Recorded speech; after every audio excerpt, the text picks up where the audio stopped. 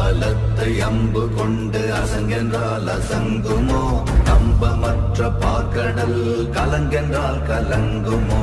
இன்பமற்ற யோகியை இருளும் வந்து அணுகுமோ செம்பொன்னம்பலத்துளே தெளிந்ததே சிவாயமே ஓம் நமச்சிவாய ஓம் ஓம் நமச்சிவாய ஓம் நமச்சிவாய ஓம் ஓம் நமச்சிவாய ஓம் நமச்சிவாய ஓம் ஓம் நமச்சிவாய ஓம் நமச்சிவாய ஓம் ஓம் நமச்சிவாய